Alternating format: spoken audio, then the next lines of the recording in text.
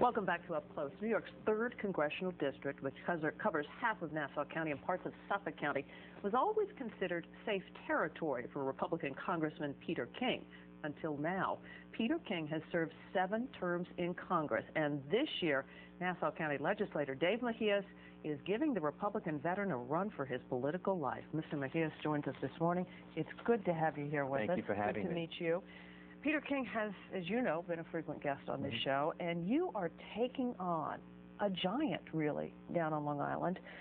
He's a congressional veteran. He's chairman of the Homeland Security Committee. Why should voters replace you instead of voting for Peter King? Well, you know, in Washington right now, there's such a culture of corruption, and there's no check and balance of the Bush administration. Peter King has said he thanks God every night that George Bush is the president, that his campaign is about being George Bush's man in Congress, and we need someone in Washington that's going to ask tough questions and demand answers for the hardworking people of Long Island. And you don't think he's doing that? No, not at all. I mean, he votes with President Bush nearly 90% of the time. He's become the Homeland Security Chairman. On his watch, New York's Homeland Security funding got cut 40%, an $83 million cut. Our money went to a petting zoo in Indiana, and he was either ineffective, irrelevant, or asleep at the switch.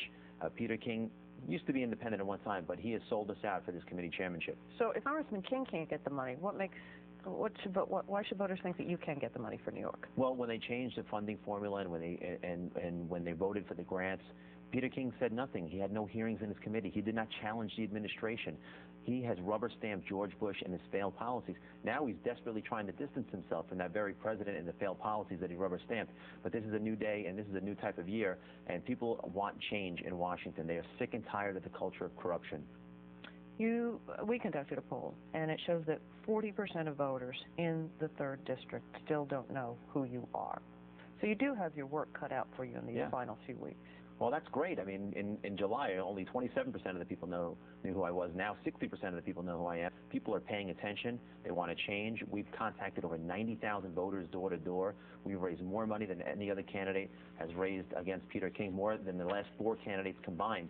And people are hearing our message, and it's resonating because they want change. They want someone that's going to act as a check and balance against the George W. Bush and his administration, not just another rubber stamp. But other than just voting for you for the sake of change, let's talk about some of your positions. What is your position on Iraq? Do you believe in immediate withdrawal? What are your thoughts?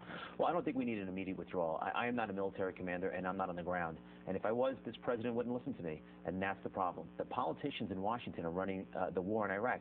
Bush, Cheney, Rumsfeld, they're not listening to the military commanders. They haven't listened to them from the beginning. This is a political football for them. They're playing politics with Iraq. Casey, for instance, General Casey has said that he may need to have more troops, that it may be necessary to send more people over to Iraq. Would you support that?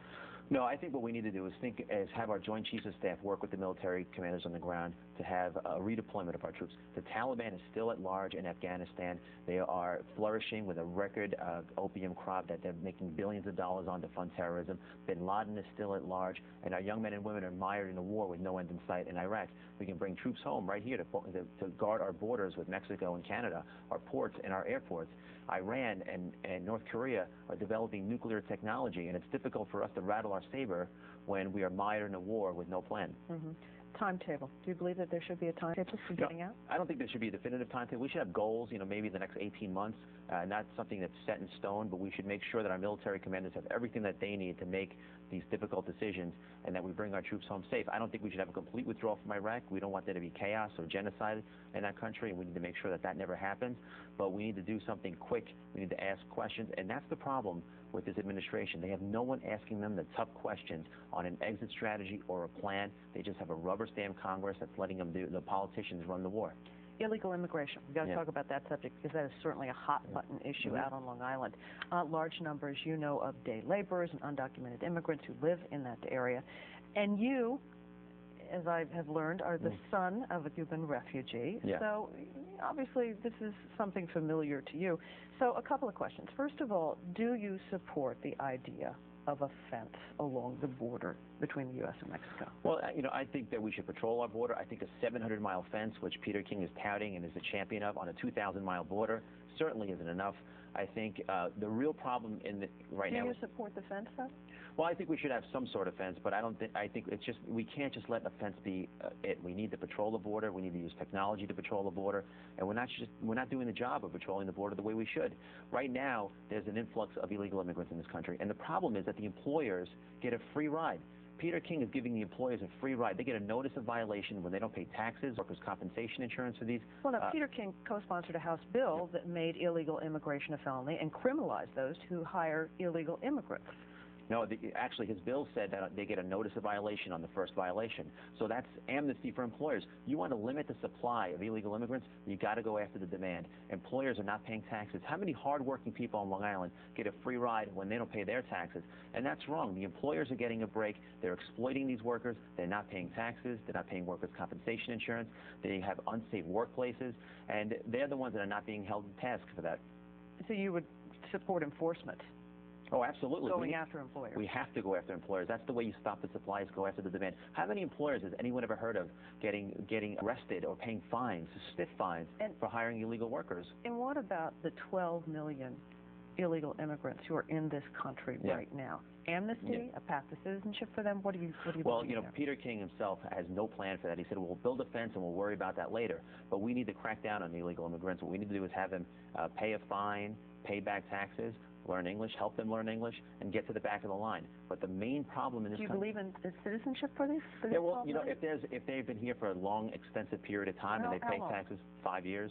But if they pay taxes and if they get to the back of the line and they pay a fine, that's one thing. It's very difficult for us to round up 12 million illegal immigrants in this country. What we need to do is crack down on the employers who are not paying taxes, because everyday Americans pay a lot of money in taxes, and it's not fair that these corporations don't have to. President Bush says that if the Democrats win, that we should get ready for higher taxes. Do you believe that to be the case? Not at all. If Democrats win, you'll see a real tax cut for the middle class. Make higher education tax deductible. If a millionaire could start paying more money in Social Security taxes, not stop paying at $97,000.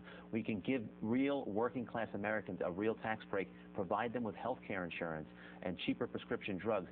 That's what the Democratic platform is about, making life easier for the working people of America. These guys have forgotten in Washington what it's like to be part of the working class. They just care about the millionaires, giving them tax breaks and rich corporations. Final question, real quick. If you don't win on November 7th, will you run again 2 years from now?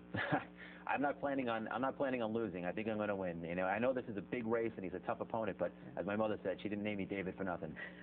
Okay, thank you very much. Good to have you here this morning. Coming up next, a major shakeup in the race for New York State Comptroller. We'll have that and more when we come back.